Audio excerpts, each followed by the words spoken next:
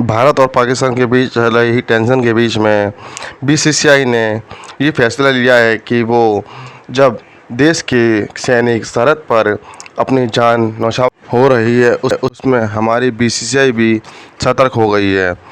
BCCI का मानना है कि ऐसे समय में जब हमारे वीर जवान से सरहद पर दुश्मनों से लड़ रहे हैं उस बीच हम मैच कैसे करा सकते हैं। और आईपीएल के जो विदेशी खिलाड़ी भी हैं, खासकर ऑस्ट्रेलियन, वो लगातार कह रहे हैं कि हमें किसी भी प्रकार से अपने अपने देश वापस भेज दिया जाए।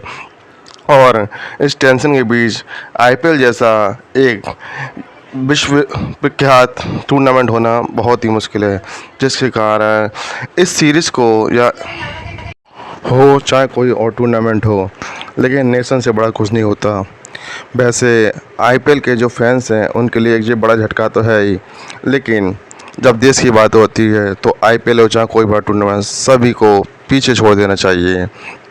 आपको बताते चलें कि भारत और पाकिस्तान के बीच जो पहलगाम हमले के बाद युद्ध शुरू हुआ है, पाकिस्तान की कायरता हमला जो कि उसने कश्मीर घाटी में किया था, जहां हिंदू भाइयों को सिर्फ उनके धर्म के कारण बेमौत के घाट उतार दिया गया था, उस कारण बीच पाकिस्तान और भारत के बीच टेंशन बढ़ गई है।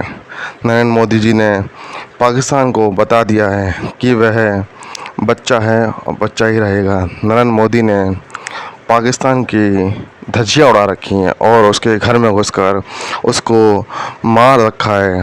आपको बता दें, नरेंद्र मोदी ने कहा है कि अब भारत वह देश नहीं है जो ये सोचेगा कि दुनिया क्या कहती है।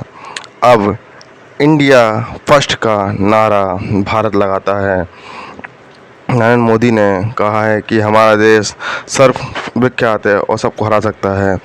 आपको बता दें कि उस दिन लखनऊ और बेंगलोर का मैच था, जिसको बीच में ही रद्द करना पड़ा और टूर्नामेंट को बिल्कुल ख़त्म कर दिया गया। इसी बीच सभी खिलाड़ियों को एक लाइट जलाकर मैदान से बाहर निकाला गया और दर्शकों को भी बाहर निकलने के लिए बोला गया। सारी लाइटें बंद कर दी गईं। श्रेयस अय्यर तो इतने टेंशन में थे कि वो मैदान में खड़े होकर देखते रहे। पंजाब की मालकिन थी जो प्रीति जिंटा, वो भी टेंशन में थी, वो देख रही थी। लखनऊ के मालिक थे जो संजय गोयल का, वह भी खड़े होते। उनके मैनेजर ने आके उनको स्टेडियम से बाहर निकलने के लिए कहा और बाहर निकाल के लिए गए।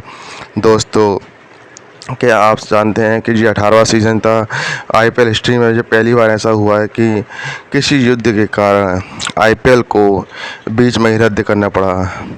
आपको बुरा तो लग रहा होगा आईपीएल रद्द हो गया है, लेकिन जब नेशन फर्स्ट की बारी आती है तो कुछ भी आगे नहीं रहता। बहुत बहुत धन्यवाद।